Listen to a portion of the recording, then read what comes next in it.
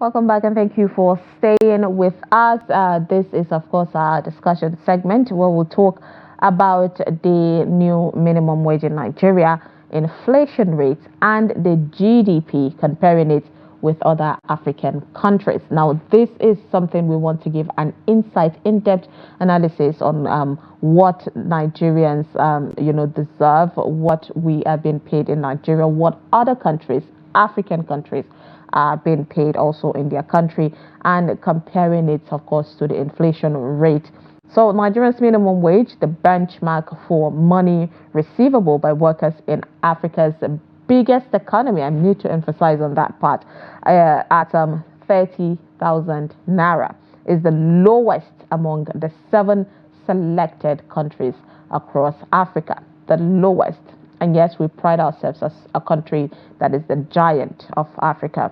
Now, using an average of 1,500 naira to a dollar of the exchange rate, a Nigerian worker goes home at the end of 30 working days with a merger of about $20, an amount not enough to afford a half bag of rice in the present economy.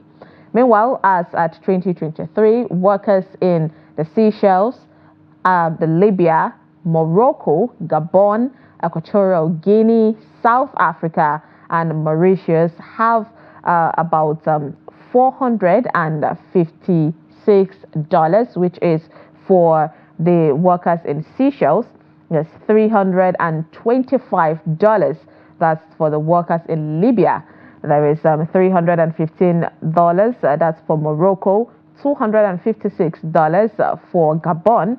$242 for South Africa. $240 for Mauritius, and $224 for Equatorial Guinea, taken respectively as their minimum take home at the end of the month. Now, you all need to see, of course, the infographics, the statistics there on the screen, explaining the gap between this, and this is a number. We're using the dollars to make this calculation. I mean, at the top of each bar, you see it's 456. That's in dollar sign, and we are not even up to $100. That is what we're facing in Nigeria. So, of course, we have via Zoom an expert, Steve Nwachukwu. He is an economist and financial analyst on the lead researcher at Steward Asset Management Limited, joining us via Zoom to dissect this situation in Nigeria, making clarity for Nigerians to understand. Good morning, Mr. Steve. It's good to have you. Good morning. My pleasure. Of course. So, first of all, I would like to hear your take on, what is happening, the saga between the Nigerian Labour Union and the federal government in respect of the minimum wage. Well, I think agitation will definitely continue. It is always, as usual, within the workforce, between the employer and the employee.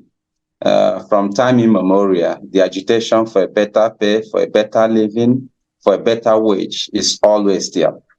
But let's kind of situate it to the current economic realities that the Nigerian workers are passing through.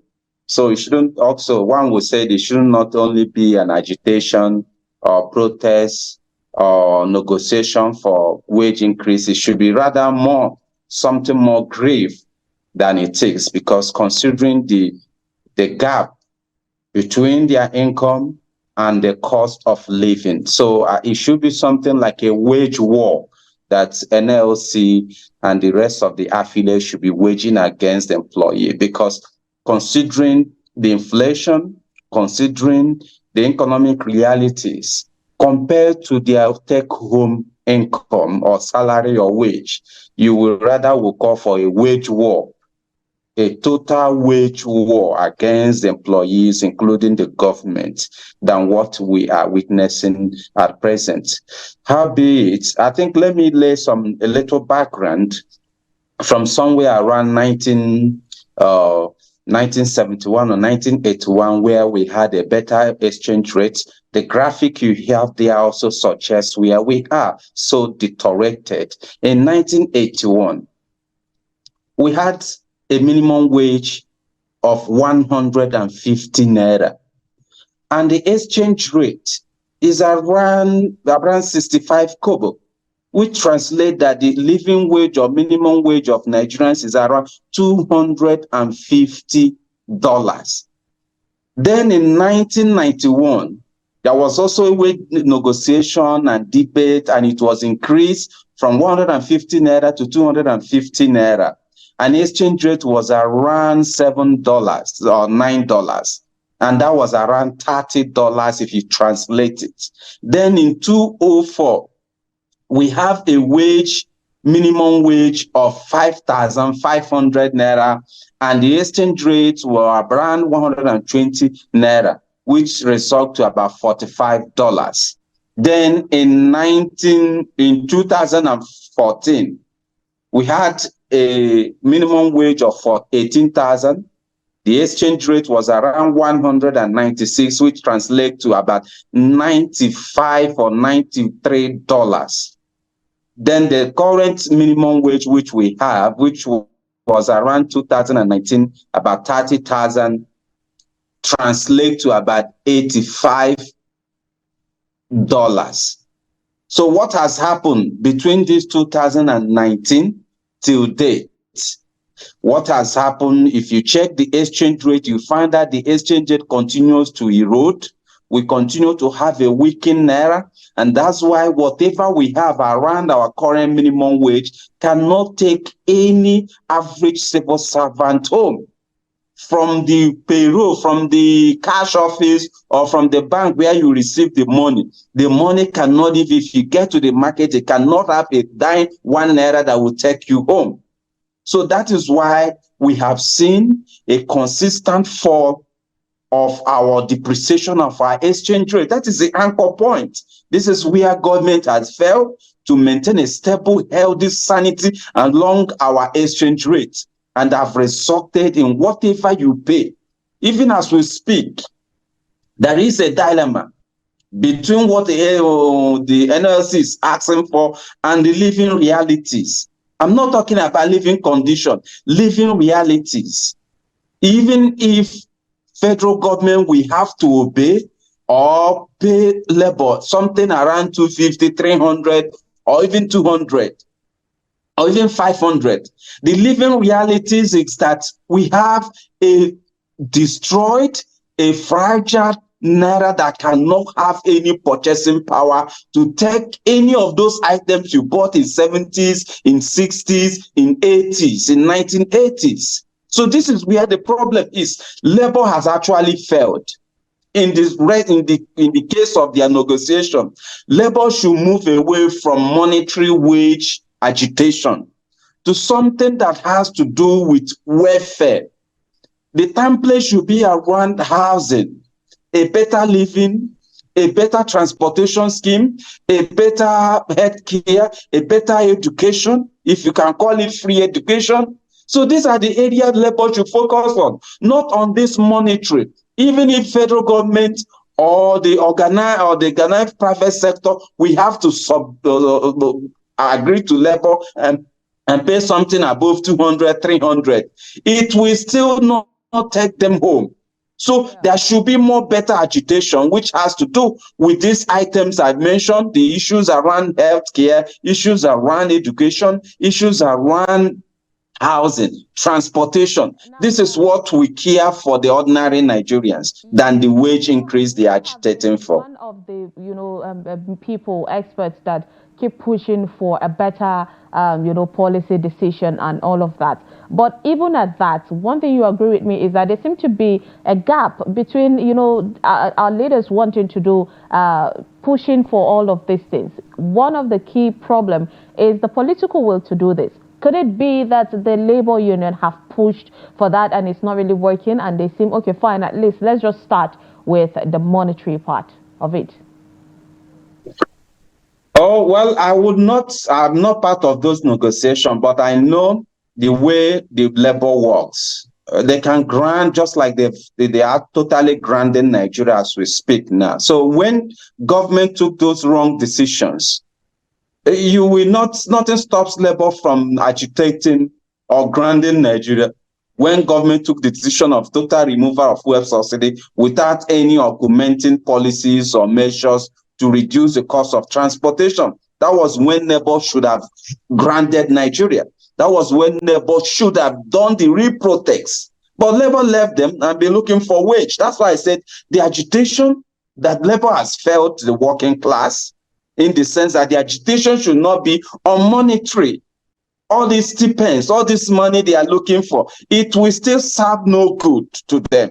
So they should have been, the agitation should have been a better policy of government, a better implementation of whatever vision or programs that government has around this high template that I mentioned, a better housing scheme, a better education, a better transportation, a better health care. These are what Labour needs to be agitating for, not for monetary. Like I said, even if they are paid 400,000, it will serve no good. Yeah, I mean, one of the main things that Nigerians have definitely shown their anger towards Labour was at the earliest when those decisions were made. I think Nigeria will agree with what you said. There was a bit of disappointment from the Labour Union for not agitating at that time. But right now, the Labour are working on redeeming itself, which is one thing they are pushing for. And all of these things you've mentioned, the federal government have promised to work towards it. But what they're saying is it's going to take a lot of time. Hence the reason why the Labour are at least pushing for something that would at least help Nigerians in navigating their ways. But let's talk about comparing Nigeria's minimum wage currently, even with the current exchange rate with other countries, other African countries. Earlier, we made mention, we even put out an infographic of exactly how much other countries have been paid on minimum wage and Nigeria. Why do you think it has taken us so long to be in this, to even make decisions on minimum wage? And why do you think our leaders have been so comfortable with Nigerian workers being paid a stipend in this economy?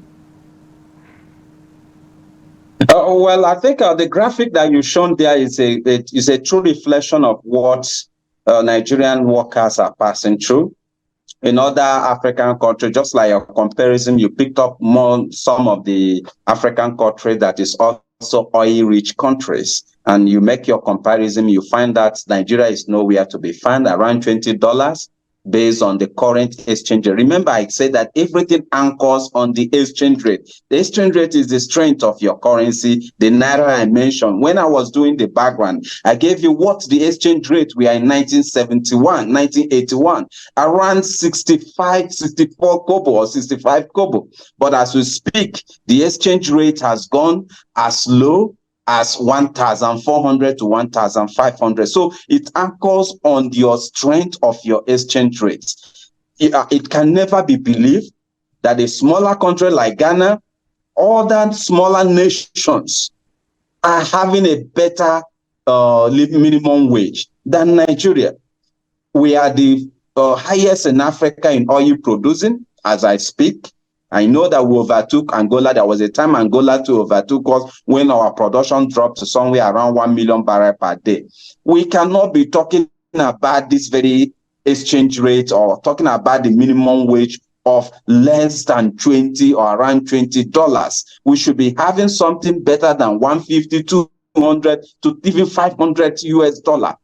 So all are anchored on the strength of your exchange rate. The living conditions and living realities that Nigerian workers and manufacturers and businessmen are passing through anchors on this. That was why I said earlier that the government was reckless and Labour failed us. Government was reckless to adjust or devalue the Nigerian currency to around 750 naira per US dollar against its 2023 budget appropriation around 435. So Labour at that point should have stood still and said, no, this is not how to run government.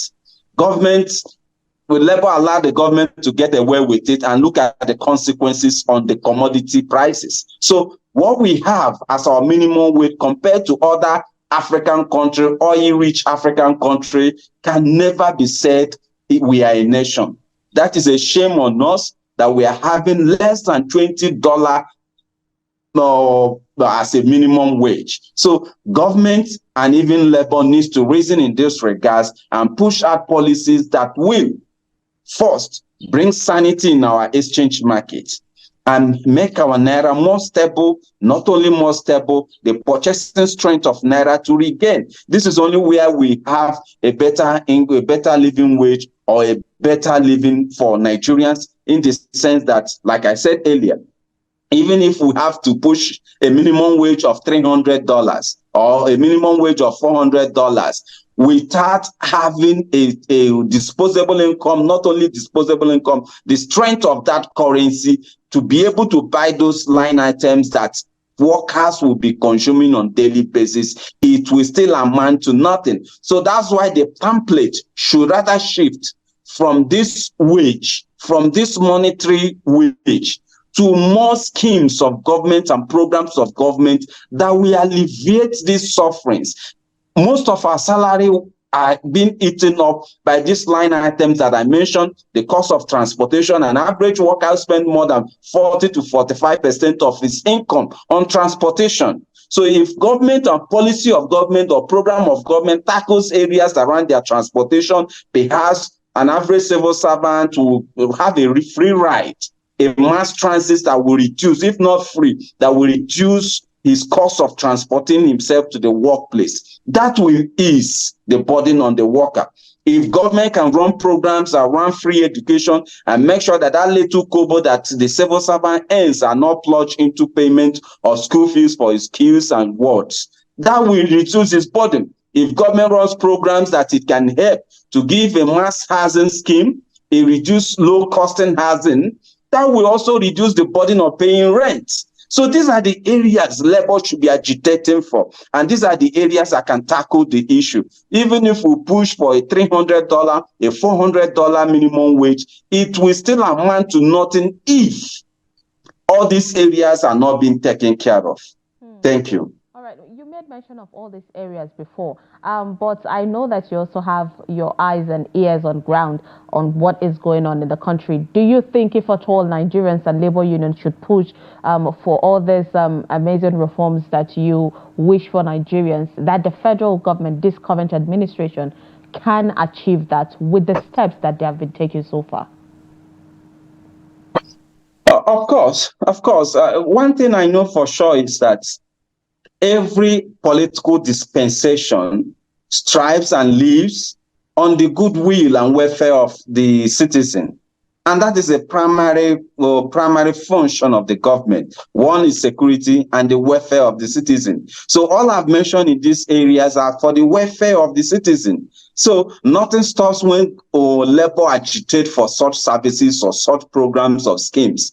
Government will see reasons to run them in a very inclusive manner, not in this very propagandist manner. They will build one housing scheme and they will have a signboard about it. It should be a mass transit scheme, a mass housing scheme, whereby every civil servant is included. Yes, we have national housing fund, where there is a mandatory contribution of the civil servant or some part of their wage or salaries so that they can have access to housing. But what has happened? How many of these civil servants have been able to have access to housing? So these are the things that government needs to start thinking, and it comes with a pressure from the labor, and the government will start thinking in that direction and start voting money, putting money out in the budget or in any other form to support such programs. So labor needs to start intensifying such kind of agitations, and government will listen to them. Nothing stops government, because like I said, the essence of governance, the essence of government is for the better and the welfare of the people. And if labor push for this, it will definitely get a bite. All right. So let's talk about inflation. While people, of course, are pushing that there should be an increase of minimum wage, others are skeptical that even though we agree that policies are some things that has created this inflation rate, the rise of inflation rate in the country. There's also fear that the increment of minimum wage could also create inflation. What is your take on that as an expert in economy matters? Yes, beyond even theoretically and practically, yes, a tremendous increase in minimum wage will exacerbate the inflation trajectory we are witnessing. Because what it simply means, when you increase a minimum wage from somewhere, maybe by 50% or 100%, it simply means that the purchasing strength of such individuals has increased. They have more cash, more money to be able to price those items and purchase them. Definitely, it will drive inflation. Like I said, depending the percentage of increase. So yes, it will definitely affect, but it should not take away the fact that is need to increase the minimum wage or increase the wages of the civil servant. Definitely, it will. But it can also be checked if, on one hand, government is increasing the minimum wage, on the other hand, government is putting out policies that will cushion whatever that will drive these very factors, in the sense that, one, once monies are available to people to spend, it simply means that their purchasing power has increased and they will be pushing for those items. And those items are driven by not just the force of demand and supplies, is the input cost. If government can address all those factors around the input cost, so that the manufacturers and producers of those items will not be hiking their price, that will reduce it. So, for instance, now we have an exchange rate around 1,400 to 1,500. If you increase the minimum wage and push back and make sure that you address the issues around the scarcity of forest, and push it down to somewhere around at least your budget benchmark of 750, definitely inflation, minimum wage increase will not have any impact on inflation, because what is driving this very inflation now is imported inflation, in the sense that the exchange rate is one of the determinant factors. So if you can reduce or drive and make sure that you trade your exchange rate around at least the budget benchmark of 750, and whatever increase you have along the corridor of the wage will not affect our inflation numbers. Let's compare our GDP, that's Nigeria, the national GDP, and the current inflation rate in respect with the new minimum wage being proposed by the labor union. Some are of the opinion that Nigeria is not at the point where they can pay that amount of money to workers. What is your take on that? GDP, yes, relatively is going down. I think the last details we have is that GDPs we are growing around 2.7 or 2.91%, and which is one of the lowest compared to other African countries, or compared to what the projection is. At least the World Bank gave us around 3.2 or 3.1 GDP percent growth for 2024, but unfortunately, the policies of governments, just like we continue to say, these are all anchored on the policies of government. Labor should not be sleeping when a wrong policy is dished out. The flotation or the harmonization along our exchange rate was one of the driving factors that resulted in the inflation numbers we are having. Now our GDP is contrasting only because there is a bad policy of the CBN in trying to address the same inflation, and is hyping the MPR. Currently, our MPR is around 26.25%, which have resulted in this very contraction we witness in our GDP, because there is no available money to support businesses and SMEs, manufacturers. The rate at which they are getting the monies are quite high, and that is also driving the inflation number. So that's why I said labor needs to wake up. Labor needs to have a think tank team that will start understanding, looking at policies of government where it is not welfare driven or it's not for the good of the people, labor should raise a strong agitations against it, a protest against it, a strong restriction against it. So labor should not sit and watch and only wait for the wage increase. So our GDP compared to the inflation numbers are not quite good for us. We have a GDP around 2.9 or 2.71% in compared to our living wage. Or you can also say, let's extend it to GDP, our income per capita. I think it's around 2,000 or thereabouts, one of the world lowest too. So government programs around these fiscal policy decisions of governments, around trade, around cost of living, around input costs is the driving factors. If government can deal with all these things, it will drive the growth that we needed and we should be having. I think the agitation or the projection of the government in the 2024 budget is around, I think, 6.1% to grow our GDP. But sorry, we are at less than 3%. Thank you. Thank you so much, Mr. Steve. But quickly, I just want to hear your take on, the future decision of the NLC. I'm talking about the labor union and the federal government. What are your long-term hopes for achieving a minimum wage that reflects both economic realities and workers' needs? One thing is sure that minimum wage, the healthiness of an economy reflects on the minimum wage. You cannot go and borrow minimum wage. Just like we made some comparison, the healthiness of your economy is what reflects on your minimum wage. Government and labor, or labor in particular, should be looking at those areas, like I highlighted earlier, and other means for a mechanism for national wealth distribution. It's not just all about wage. You can distribute national wealth through other means, like I mentioned, through giving a better life for Nigerians, a better housing scheme, a better transportation scheme. These are ways to distribute national wealth. When small and little number of individuals among the societies are the one amassing the wealth meant for the entire nation. Labor should look at those areas and see how there should be a mechanized way of distributing our national wealth. This is where the challenge is, because we are having much narrowed number of people who are rich. They are just few, extremely rich, and the poor is increasing in number. So labor should look at those programs that can cause for a national wealth distribution. It can come, yes, allowances and wage increases is part of distributing national wealth, but more often should be programs of government that centers on welfare.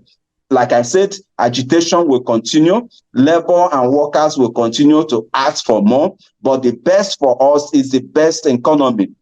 Raise your objections against policies of government that does not go down well. Like I said earlier, labor failed us when they seated aloof and watched government get away with its policies on flotation and removal of fuel subsidy. So labor needs to improve on those agitations. Thank you.